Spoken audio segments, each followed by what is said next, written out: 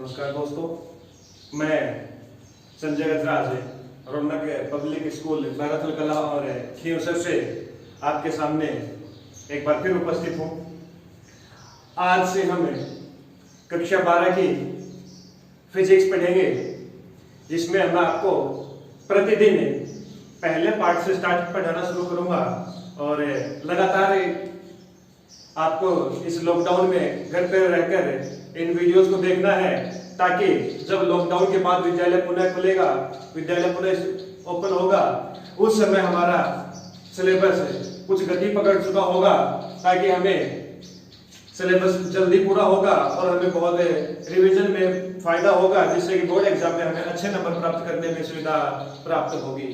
और यही वीडियो आपको लगातार देखने हैं, कब कौन सा वीडियो अपलोड होगा, तो इसके लिए इसका तुरंत पता चले आपको, इसके लिए आपको इस चैनल को लाइक करना है, सब्सक्राइब करना है और अपने सहपाठियों को शेयर भी करना है, ताकि ये फायदा वो भी उठा सके।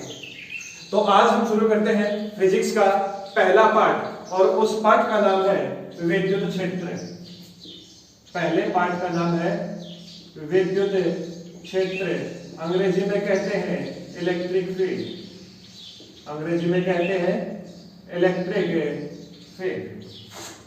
मैं तो साथ साथ बोल रहा हूँ, बोर्ड पे लिख रहा हूँ, आप इसको साथ साथ में कॉपी पे नोट करते जाएं, एक नोट्स बनाते जाएं प्रॉपर तरीके से, जिससे कि आपको बाद में पढ़ने में भी सुविधा होगी। कोई चीज नहीं समझ आती, वीडियो को वापस देखिएगा, बार बार देखिएगा, आपको हर चीज आसानी से समझ में आ जाएगी।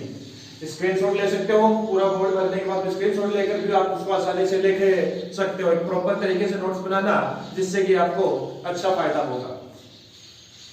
पार्ट का हम बहुत ही मोटी बेसिक लेवल की चीजें पढ़ेंगे इस वीडियो में। तो इस पार्ट की इस पहले इनको एक हेडिंग है, जिसका नाम है आवेश। आवेश के बारे में हमें ज्यादा नहीं जानना, अभी हमें आवेश की बेसिक डिटेल्स पता होनी चाहिए। तो आवेश हम जानते हैं दो प्रकार का होता है। आवेश कितने प्रकार का होता है? दो प्रकार का होता है।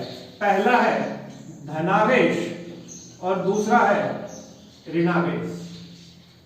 पहला है धनावेश और दूसरा है ऋणावेश। धनावेश का मतलब है पॉजिटिव चार्ज और ऋणावेश का मतलब है नेगेटिव चार्ज। पॉजिटिव चार्ज और नेगेटिव चार्ज। यदि किसी पदार्थ या वस्तु से, यदि किसी पदार्थ या वस्तु से इलेक्ट्रॉनों का उत्सर्जन होता है, मतलब उस वस्तु से इलेक्ट्रॉन बाहर निकाले जाते हैं, तो उस वस्तु पर कौन सा आवेश आएगा? धनावेश आएगा। इलेक्ट्रॉनों का बाहर निकलने पर जो वस्तु पर जो आवेश आता है, वो कौन सा आवेश कहलाता है? धनावेश कहलाता है। और जिस वस्तु, यदि किसी वस्तु को हम बाह्य इलेक्ट्रॉन देते हैं, अर्थात कोई वस्तु या पदार्थ इलेक्ट्रॉनों को ग्रहण करती है, तो उस वस्तु पर कौन सा चार्ज आएगा? नेगेटिव चार्ज आएगा, ऋणावेश चार्ज आएगा। बात क्लियर है? किसी वस्तु से इलेक्ट्रॉन निकलेंगे तो उस पर इलेक्ट्रॉनों की कमी होगी, तो कौन सा आवेश आएगा? धनावेश आएगा। और यदि किसी वस्तु ने इलेक्ट्रॉनों को ग्रहण किया है, तो उसमें इलेक्ट्रॉनों की अधिकता होगी, इलेक्ट्रॉनों की अधिकता होगी, तो उस पर कौन सा आवेश आएगा? ऋणावेश आएगा। ठीक है। अब हम जानते हैं कि कोई भी आवेश हो, चाहे धनावेश धनावेश हो, धनावेश ऋणावेश हो, या फिर ऋणावेश ऋणावेश हो। धनावेशित वस्तु को प्लस साइन से डिनोट करते हैं और ऋणावेशित वस्तु को माइनस साइन से डिनोट करते हैं। ये बात हम जानते हैं। अब देखो, कोई भी दो आवेश, वो चाहे धनावेश धनावेश हो, चाहे ऋणावेश धनावेश हो, और चाहे तो ऋणावेश ऋणावेश हो, एक दूसरे पर क्या लगाते हैं? बल लगाते हैं। यदि दोनों आवेश समान प्रकृति के हैं, तो दोनों एक दूसरे को प्रतिकर्षित करते हैं, और यदि दोनों आवेश विपरीत प्रकृति के हैं, तो दोनों एक दूसरे को क्या करते हैं? आकर्षित करते हैं। ये भी धनावेशित, ये भी धनावेशित, तो ये दोनों एक दूसरे क्या करेंगे? प्रतिकर्षित करेंगे। दोनों एक दूसरे को प्रतिकर्षित करने का मतलब यह है कि यह यदि आवेश में मान लो A है, यह आवेश B है, तो आवेश A आवेश B को अपने से दूर की ओर बल लगाएगा, दूर की ओर इसको धकेलेगा, तथा वस्तु B वस्तु A को भी अपने से दूर की ओर धकेलेगी। अर्थात A ने B को दूर धकेला और B ने A को दूर धकेला, दोनों ने एक दूसरे क्या कर दिया? प्रतिकर्षित कर दिया। इसी प्रकार नेगेटिव चार्ज की बात करें तो यदि ये A है और ये B है तो नेगेटिव नेगेटिव समान आवेश, समान प्रकृति का आवेश है, और जब समान प्रकृति का आवेश होता है तो दोनों एक दूसरे क्या करते हैं, प्रतिकर्षित करते हैं। इसका मतलब ये है कि ये इसको इधर धक्का देगा, इसको ये इस पर इधर की ओर बल लगाएगा, दोनों एक दूसरे को प्रतिकर्षित करेंगे। A B को प्रतिकर्षित करेगा और B A को प्रतिकर्षित करेगा। जबकि दोनों आवेश विपरीत प्रकृति के हो, अर्थात एक पॉजिटिव हो और एक नेगेटिव हो, तो दोनों एक दूसरे क्या करेंगे, आकर्षण बल लगाएंगे, अर्थात एक दूसरे की ओर खींचेंगे। तो ये प्लस जो है ये इस माइनस को अपनी ओर खींचेगा, मतलब इस पर बल किधर लगाएगा, इधर लगाएगा, और ये माइनस इस प्लस को अपनी ओर खींचेगा, मतलब ये इस पर बल किधर लगाएगा, इधर की ओर लगाएगा। तो यदि विपरीत प्रकृति के आवेश है तो एक दूसरे को अपने से दूर की ओर प्रतिकर्षित करेंगे, और यदि समान प्रकृति के हैं तो दूर की ओर को धक्का देंगे, और यदि विपरीत प्रकृति के आवेश है तो अपने को एक दूसरे की ओर क्या करेंगे, एक दूसरे की ओर बल लगाएंगे, जिससे कि दोनों आवेश एक दूसरे की ओर पास आएंगे। ठीक है, अब बढ़ते हैं आगे की ओर। अब इस पार्ट में इसीलिए हमने देखा कि दो आवेश हैं, समान प्रकृति के हो चाहे विपरीत प्रकृति के हो, एक दूसरे पर क्या लगा रहे हैं, बल लगा रहे हैं। अब ये बल का मान कितना होगा, कौन किस पर कितना बल लगाएगा, इसे समझने एक नियम आता है जिसे कहते हैं कूलाम्स लॉ, कूलाम का नियम, कूलाम्स लॉ या कूलाम का नियम।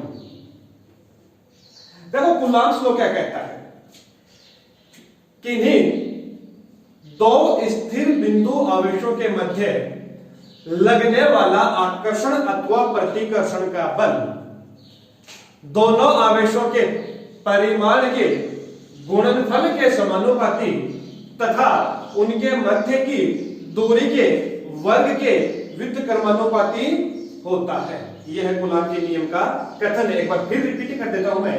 इस नियम के अनुसार किन्हीं दो स्थिर बिंदु आवेशों के मध्य लगने वाला आकर्षण अथवा प्रतिकर्षण बल दोनों आवेशों के परिमाण के गुणनफल के समानुपाती तथा उनके मध्य की दूरी के वर्ग के व्युत्क्रमानुपाती होता है। इसको गणितीय रूप में समझते हैं। मैंने माना यह आवेश है मेरा, जिसका मान कितना है, Q1 है। आवेश को किससे प्रदर्शित करते हैं, Q से प्रदर्शित करते हैं। तो पहला आवेश Q1 है और ये मेरा दूसरा आवेश है, दूसरा चार्ज है, जिसको मैंने मान लिया कितना है, Q2 है। अभी हमने पिछले देखा था अभी थोड़ी देर पहले कि इन दोनों आवेशों के मध्य या तो आकर्षण का बल लगेगा या फिर प्रतिकर्षण का बल लगेगा। आवेश को मैंने थोड़ा सा बड़ा बना रखा, हालांकि कूलाम का जो नियम है वो केवल बिंदु आवेश के लिए अप्लाई होता है। तो इन दोनों आवेशों के मध्य क्या लगेगा, आकर्षण अथवा प्रतिकर्षण का बल लगेगा। दो आवेश हैं, पहले को Q1 माना है और दूसरे आवेश को मैंने क्या माना है, Q2 माना है। ये मेरा पहला बिंदु आवेश Q1 और ये मेरा दूसरा बिंदु आवेश Q2। तो कूलाम कहता है कि इन दोनों के मध्य लगने वाला बल वो मैंने मान लिया कितना है, F है।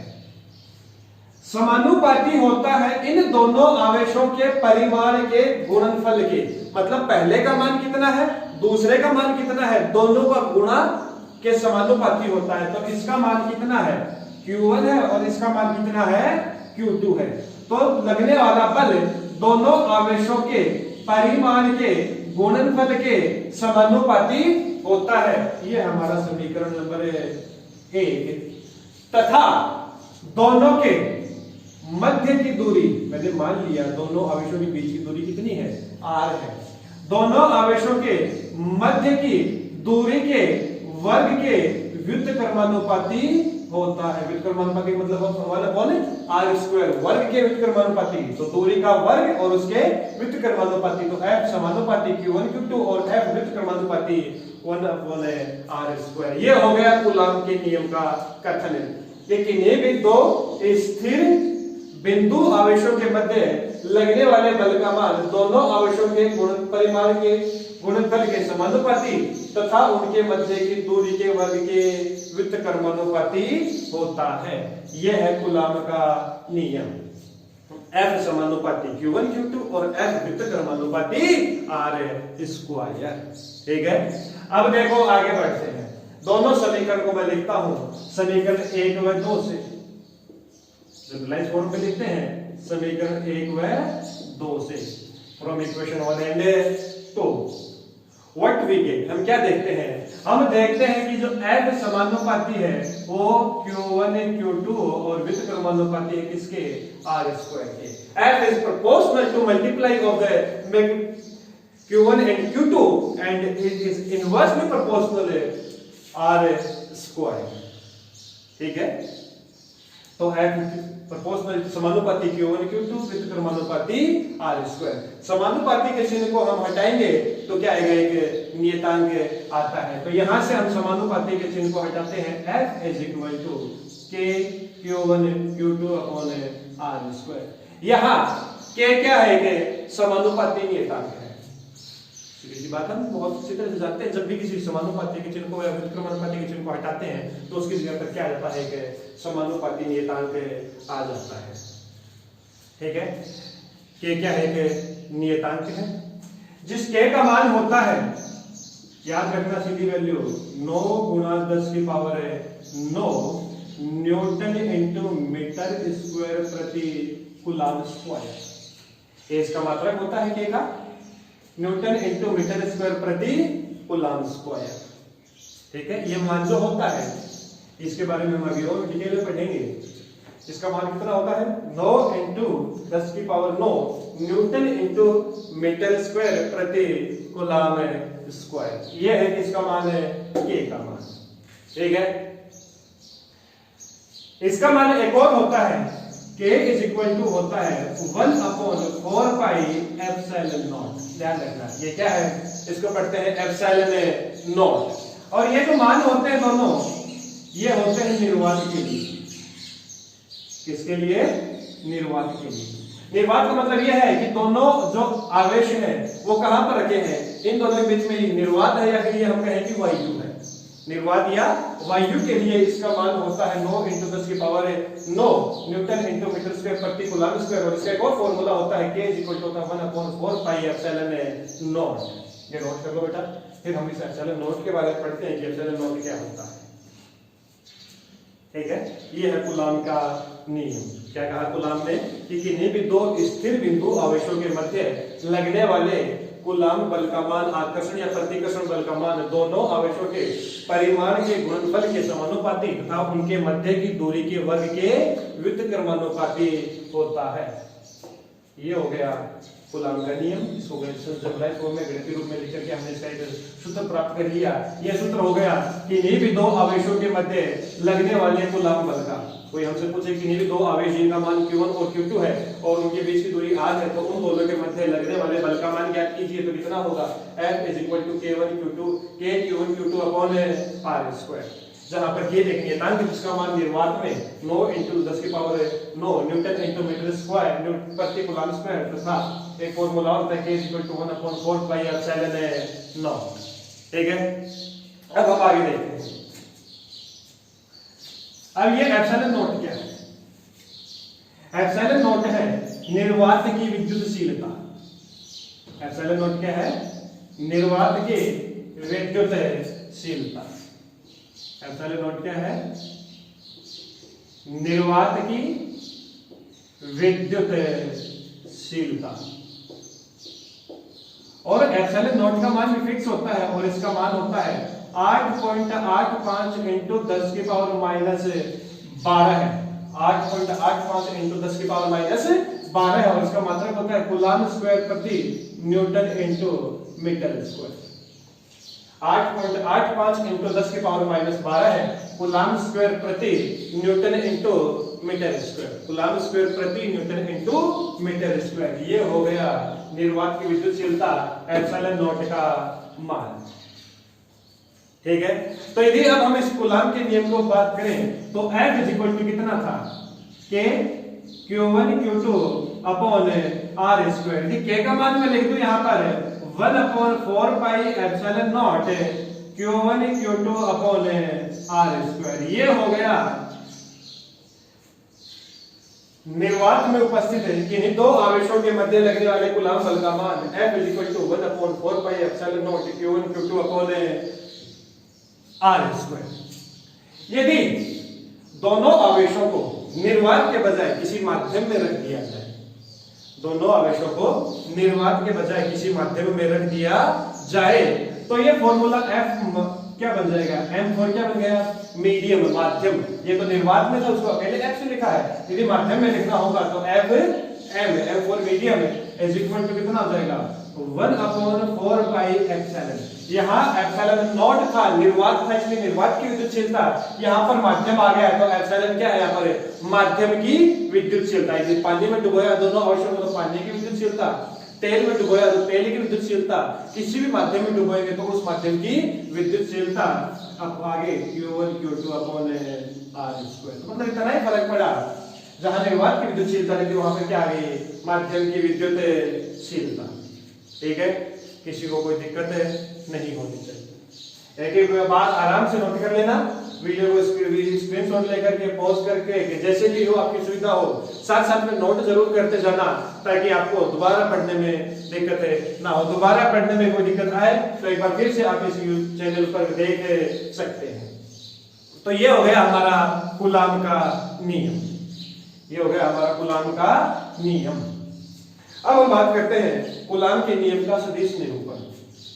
कूलाम के नियम का सदिश निरूपण, क्योंकि हम जानते हैं कूलाम का नियम क्या बता रहा है, दो आवेशों के मध्य लगने वाले बल का मान, और बल कैसी राशि होती है, सदिश राशि होती है। बल कैसी राशि होती है, सदिश राशि होती है। तो अब हम उसको किस रूप में प्रेजेंट करेंगे, सदिश रूप में हम उसको रिप्रेजेंट करेंगे कि सदिश रूप में यदि उसको मैं व्यक्त करूं तो वो मुझे कैसा दिखाई देगा। तो मैंने मान लिया ये मेरा कार्टेशियन सिस्टम है, ये एक्स एक्सिस, ये मेरी वाई एक्सिस, और ये मेरा मूल बिंदु। ये एक आवेश है Q1 और ये एक आवेश है Q2। ये आवेश Q1 और ये आवेश Q2। मान लिया आवेश Q1 का जो स्थिति सदिश है वो R1 वेक्टर है, और ये जो आवेश Q2 है इसका स्थिति सदिश कितना है, R2 वेक्टर है। मान लिया Q1 आवेश का स्थिति सदिश R1 वेक्टर और Q2 आवेश का मूल बिंदु के सापेक्ष स्थिति सदिश कितना है, R2 वेक्टर है, और ये है इन दोनों को आवेशों को मिलाने वाली रेखा। ठीक है, अब हम जानते हैं ये इस पे इधर आएगा, ये इस पे इस डायरेक्शन में आएगा। Q1 Q2 पर क्या लगाएगा, बल लगाएगा। कूलाम ने कहा था कि कोई भी दो आवेश होंगे तो दोनों आवेशों के बीच में आकर्षण का बल लगेगा या प्रतिकर्षण बल लगेगा।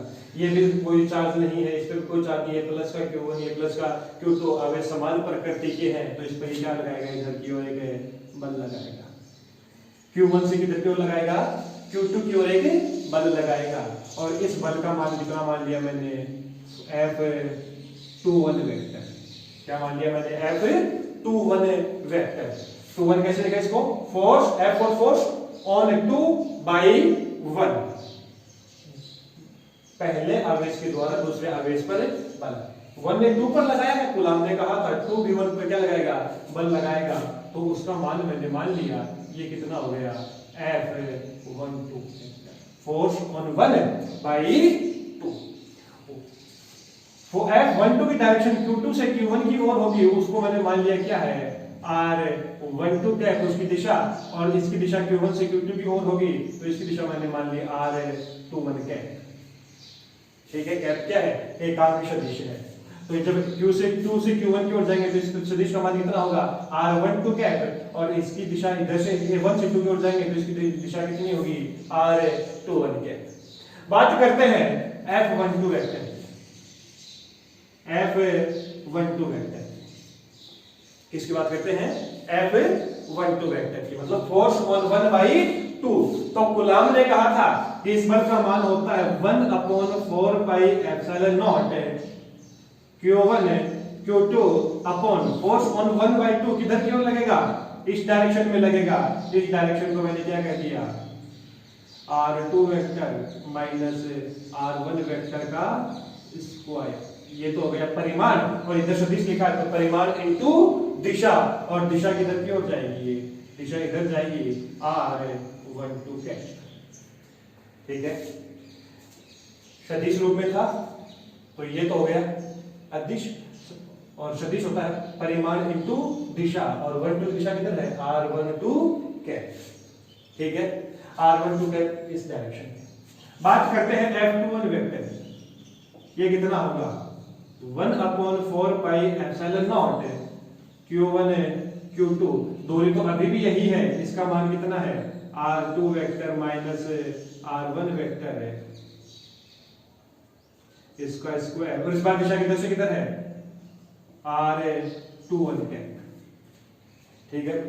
देखो कुछ नहीं किया, वही कूलॉम का नियम लिखा है, परिमाण लिख दिया इनटू दिशा लिख दी, इसको चाहे r2 माइनस r1 लिखो, चाहे r1 माइनस r2 लिखो, क्योंकि दोनों का क्या है स्क्वायर है, और a माइनस b या b माइनस a दोनों के स्क्वायर का फॉर्मूला क्या होता है, एक समान ही होता है, स्क्वायर दोनों क्या कर देगा पॉजिटिव कर देगा।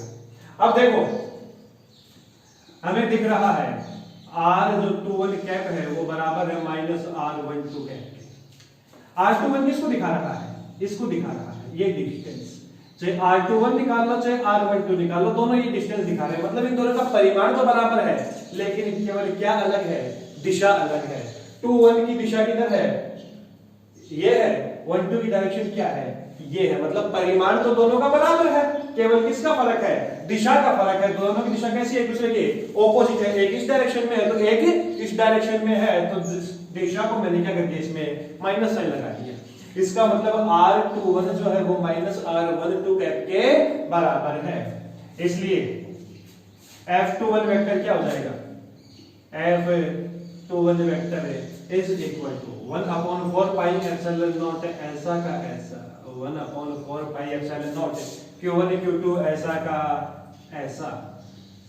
अब ये है r1 माइनस r2, तो इसको चाहे r2 माइनस r1 लिखो चाहे r1 माइनस r2 लिखो, दोनों की बात बराबर है, क्योंकि दोनों के ऊपर क्या है स्क्वायर है, और स्क्वायर प्लस माइनस किस में कर देता है, प्लस में कन्वर्ट कर देता है। तो इसको मैं लिख दिया r2 वेक्टर है माइनस r1 वेक्टर, इसका स्क्वायर। आगे क्या है r21 कैप, और r21 कैप किसके बराबर है, माइनस r12 कैप के बराबर है, तो यहां मैंने इसके लिए लिख दिया minus r12 cap, minus sign को मैंने बाहर ले लिया, तो ये बन गया 1/4 pi epsilon naught q1 q2 upon r2 vector minus r1 vector का स्क्वायर, माइनस साइन को बाहर ले लिया, तो यहां बच गया r12 कैप।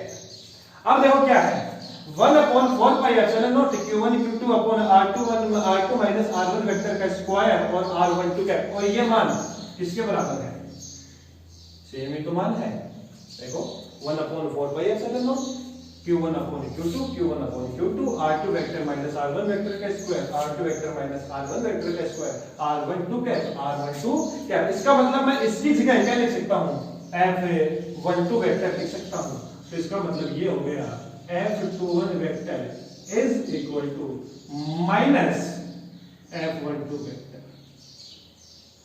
बहुत इंपॉर्टेंट रिजल्ट है, बहुत बोर्ड परीक्षा में पूछा जा चुका है, आगे पूछे जाने की संभावना बनी रहती है। कहता है इससे रिजल्ट क्या निकला कि दोनों जो बल हैं उन बलों का मान तो बराबर होगा, बस केवल क्या अलग होगी, दिशा अलग होगी। इसका मतलब पहले आवेश ने दूसरे आवेश पर जितना बल लगाया है उतना ही बल दूसरे आवेश ने पहले आवेश पर लगाया है। एक आवेश A है, एक आवेश ये B है, तो आवेश A ने आवेश B पर जितना बल लगाया है उतना ही बल आवेश B आवेश A पर लगाएगा, लेकिन केवल क्या अलग होगी, दिशा अलग होगी। तो बोर्ड परीक्षा में सवाल पूछ लेता है, सिद्ध कीजिए कि दो आवेशों के द्वारा लगाया जाने वाला बल परिमाण में समान तथा दिशा में विपरीत होता है। तो हमें ऐसा सिद्ध करना है कि लगने वाले बल का मान परिमाण में तो समान है और दिशा में विपरीत होता है। ये सीधा भी याद रखना है कि किन्हीं भी दो बिंदु आवेशों के द्वारा एक दूसरे आवेश पर लगने वाले बल का परिमाण तो बराबर होगा, दिशा विपरीत होती है। फॉर एग्जाम्पल मैं बात करूं, ये आवेश है A, ये आवेश है B। यदि इस आवेश ने इस आवेश पर इस डायरेक्शन में 15 न्यूटन का बल लगाया है, कौन डायरेक्शन है, एक्स एक्स की डायरेक्शन है, तो यदि इस आवेश ने इस आवेश पर 15 न्यूटन का बल इधर लगाया तो बताओ ये आवेश इस आवेश पर कितना बल लगाएगा, परिमाण बराबर होगा, तो यदि इस पर 15 लगा है तो इस पर भी कितना लगेगा, 15 न्यूटन का ही बल लगेगा। लेकिन ये प्लस डायरेक्शन x में लगा है तो इस पर किस दिशा में लगेगा, माइनस x डायरेक्शन में, दोनों पर किस दिशा में लगेगा, विपरीत दिशा में बल लगेगा। लेकिन बल का परिमाण कैसा होगा, एक समान होगा। बेटा नोट कीजिएगा इसको। उसके बाद हम आगे बढ़ेंगे, तो ये है कूलाम का नियम और कूलाम के नियम का सदिश निरूपण। ठीक है, आगे देखिए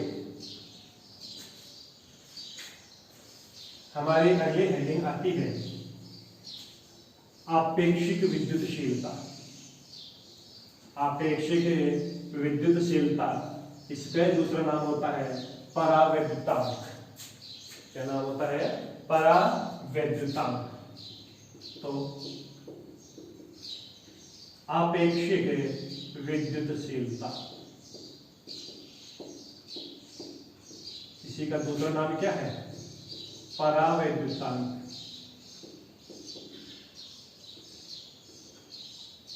ठीक है, देखो किसे कहते हैं। मैंने माना दो बिंदु आवेश हैं Q1 और Q2, दोनों के मध्य की दूरी कितनी है, r है। माना दो बिंदु आवेश Q1 तथा Q2 है और इनके मध्य की दूरी कितनी है, स्मॉल r है। तो कूलाम के नियमानुसार दोनों आवेशों के मध्य लगने वाला आकर्षण अथवा प्रतिकर्षण बल, कूलाम बल F का मान हो जाएगा 1/4 pi epsilon naught Q1 Q2 upon r²। होगा कि नहीं होगा, F = 1/4 pi epsilon naught Q1 Q2 upon r²। ये हो गया दोनों आवेशों के मध्य लगने वाला कूलाम बल। यदि दोनों आवेशों के मध्य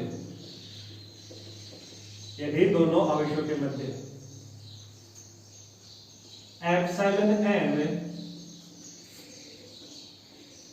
विद्युतशीलता का माध्यम हो तो, मतलब पहले दोनों माध्यमों दोनों आवेशों के मध्य क्या था, निर्वात था, तब मैंने दोनों माध्यमों के मध्य क्या कर दिया, एप्सिलॉन m विद्युतशीलता का माध्यम भर दिया। तो ये जो बल है Fm, ये कितना हो जाएगा, Fm हो जाएगा 1/4 pi epsilon m Q1 Q2 upon r²। ये हमारा समीकरण नंबर 1 था, तो ये हमारा समीकरण नंबर 2 है।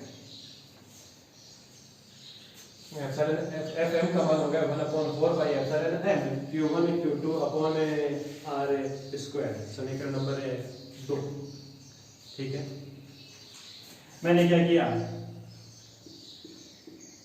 समीकरण 2 में समीकरण 1 का भाग देने पर, 2 में क्या कर दिया, समीकरण 1 का भाग दे दिया, तो क्या बन जाएगा, Fm अपॉन F। ये क्या है, 1/4 pi epsilon m Q1 Q2 upon r², और इधर है 1/4 pi epsilon naught Q1 Q2 upon r²। ठीक है, Q1 Q2 upon r², Q1 upon Q2 r² एक दूसरे से क्या होंगे, कैंसिल होंगे। 4 पाई कैंसिल होगा, एप्सिलॉन m नीचे आएगा, एप्सिलॉन नॉट ऊपर जाएगा। Fm = इसको मैंने उल्टा कर दिया, ये बन गया F/Fm = epsilon m upon epsilon not, और इसी को कहते हैं एप्सिलॉन r, आपेक्षिक विद्युतशीलता। तो यहां से आपेक्षिक विद्युतशीलता की परिभाषा क्या आती है, किसी माध्यम की विद्युतशीलता तथा निर्वात की विद्युतशीलता के अनुपात को, किसी माध्यम की विद्युतशीलता, नोट कीजिएगा परिभाषा, एप्सिलॉन r की, परावैद्युतांक की, आपेक्षिक विद्युतशीलता की, जो कि माध्यमिक शिक्षा बोर्ड 2020 के पेपर का सवाल था कि आपेक्षिक विद्युतशीलता या परावैद्युतांक को परिभाषित कीजिए, तो क्या थी, किसी माध्यम की विद्युतशीलता तथा निर्वात की विद्युतशीलता के अनुपात को क्या कहते हैं, आपेक्षिक विद्युतशीलता कहते हैं, आपेक्षिक विद्युतशीलता कहते हैं। तो ये होती है आपेक्षिक विद्युतशीलता की परिभाषा। निर्वात आप किसी माध्यम की विद्युतशीलता तथा निर्वात की विद्युतशीलता के अनुपात को क्या कहते हैं? आपेक्षिक विद्युतशीलता कहते हैं। ठीक है। उसके बाद देखो, कई बार हमसे ये पूछ लेता है कि दो आवेशों के मध्य लगने वाले कूलाम बल पर माध्यम का क्या प्रभाव पड़ता है। तो वो भी यहीं से स्पष्ट हो जाता है। यदि मैं इसको ऐसा लिखूं कि F upon Fm is equal to कितना है? एप्सिलॉन r है। तो Fm माध्यम पर कितना हो जाएगा? इसको इधर भेजा, पक्षांतर किया, इसको इधर किया, तो कितना आ गया?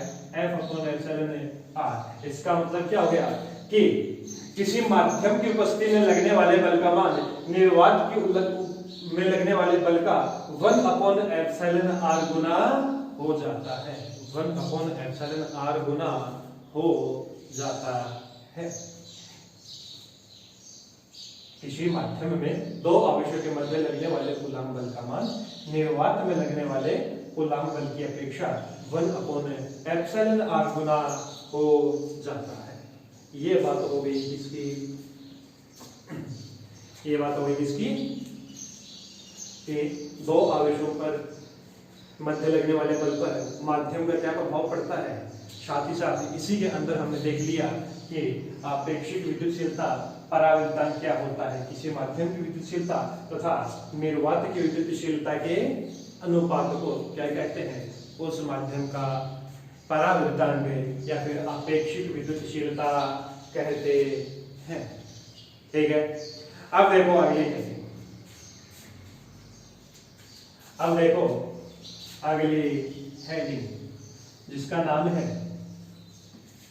अध्यारोपण का सिद्धांत। साथ साथ नोट करते जाइएगा बेटा। अध्यारोपण का सिद्धांत।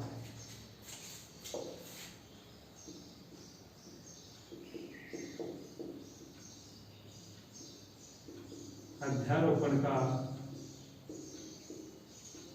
सिद्धांत। देखो अध्यारोपण का सिद्धांत क्या कहता है? अध्यारोपण का सिद्धांत हमसे कहता है कि किसी निकाय में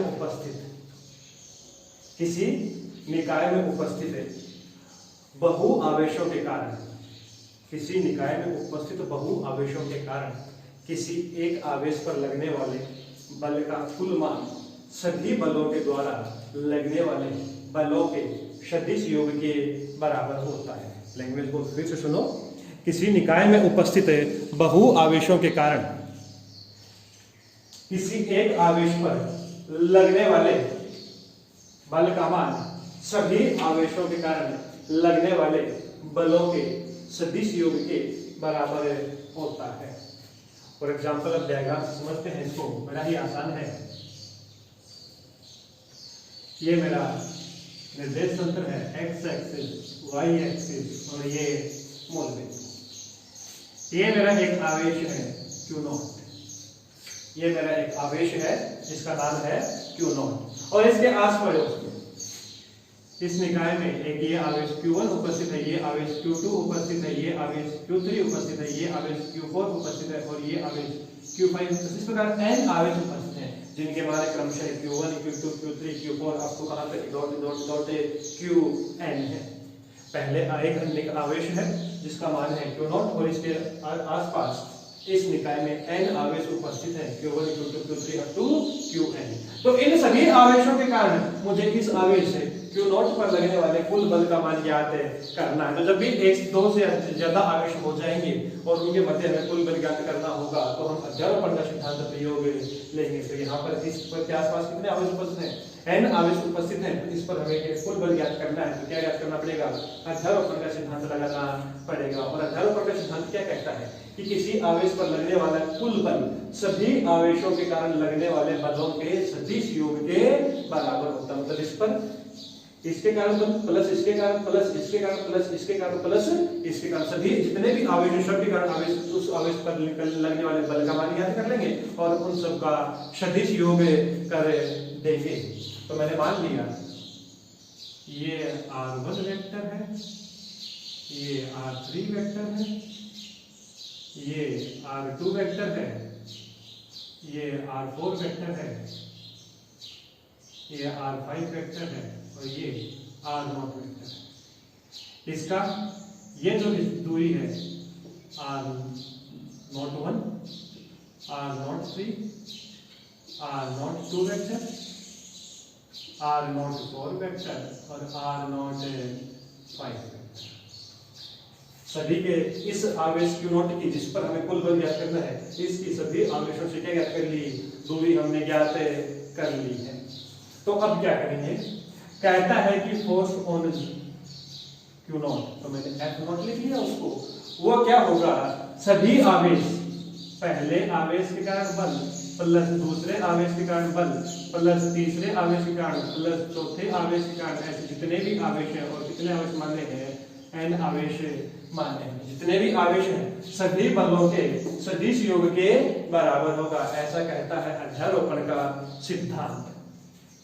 तो F1 मतलब Q0 और Q1 के मध्य लगने वाले बल का मान, और ये अभी हमने पढ़ा था, गुलाम ने कहा था कि कितना होता है, 1/4 pi epsilon not Q0 into Q1 upon R01 vector का स्क्वायर इंटू R01 कैप, परिमाण into Disha, plus 1/4 pi epsilon not Q0 Q2 R02 vector का स्क्वायर R02 कैप। इस प्रकार n आवेशों तक ऐसा चलता जाएगा। तो देखो इन सब में क्या आएगा, 1/4 पाई एप्सिलॉन नॉट क्या है, कॉमन है, साथ साथ ऊपर कितना कॉमन है, Q0 भी कॉमन है, तो अंदर क्या बच Q1 R01 वेक्टर का square plus into R01 cap plus Q2 R02 vector का स्क्वायर R02 कैप।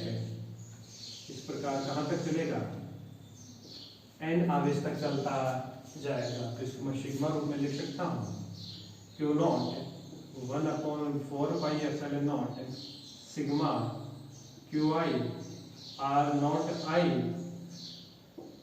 वेक्टर का स्क्वायर R0I का cap and I is equal to 1 to n F। बड़ा ही सिंपल सी बात थी, कूलॉम के नियम के आधार पर हमने अध्यारोपण के सिद्धांत से किसी एक आवेश पर बहुत सारे आवेशों के कारण लगने वाले बलों का मान ज्ञात कर लिया। क्या करना था, जितने भी आवेश आस पड़ोस में स्थित हैं उन सब के कारण उस आवेश पर जो बल आया है उस बल को ये मान ज्ञात किया और उन सबको दिशा सहित हमने जोड़ दिया। इस प्रकार हमने क्या ज्ञात कर लिया, कूलॉम के नियम की सहायता से अध्यारोपण के सिद्धांत का उपयोग करके हमने ज्ञात कर लिया कि किसी आवेश निकाय में एक से ज्यादा बहुत सारे आवेश उपस्थित हों और किसी एक पर्टिकुलर आवेश पर हमें बल का मान ज्ञात करना हो तो हम क्या करेंगे, जितने भी बल हैं सभी बलों का मान ज्ञात करेंगे और उन सब का सदिश योग करके हम उस आवेश पर लगने वाले बल का मान ज्ञात कर सकते हैं। तो आज इस क्लास को मैं यहीं समाप्त करता हूँ। उम्मीद है आप लोगों को समझ में आया होगा। आज हमने क्या पढ़ा, आवेश पढ़ा, कूलॉम के नियम का पढ़ा, कूलॉम के नियम का सदिश निरूपण पढ़ा, आपेक्षिक विद्युतशीलता या पराविद्युतता के बारे में पढ़ा कि और ये भी सिद्ध की और हमने सिद्ध किया कि माध्यम का आवेशों के मध्य लगने वाले बल पर क्या प्रभाव पड़ता है। साथ ही साथ हमने कूलॉम के नियम का सदिश निरूपण देखा, अध्यारोपण का सिद्धांत देखा, या फिर ये कहें बहु आवेशों के कारण किसी एक आवेश विशेष आवेश पर लगने वाले बल का मान भी हमने ज्ञात कर लिया। तो लॉकडाउन है, महामारी के रूप में कोरोना वायरस फैल रहा है, घरों पर रहिए। केंद्र सरकार, राज्य सरकार, जिला प्रशासन जो भी आपके लिए समय समय पर आदेश दिशा निर्देश जारी करते हैं उनके पालना कीजिए और घर बैठे रहकर learn with Raunak group channel को सब्सक्राइब कीजिए, शेयर कीजिए, लाइक कीजिए। और आज से हम अपना सिलेबस शुरू कर रहे हैं, आप इसको प्रतिदिन देखिएगा, प्रतिदिन नया वीडियो आएगा तो आप इसको डेली पढ़िएगा। आपका सिलेबस में हम काफी हद तक हम इस लॉकडाउन में इसको पढ़ लेंगे ताकि हमें जब हम कक्षा में इसका रिवीजन करेंगे तब हमें ज्यादा जोर नहीं आएगा। धन्यवाद।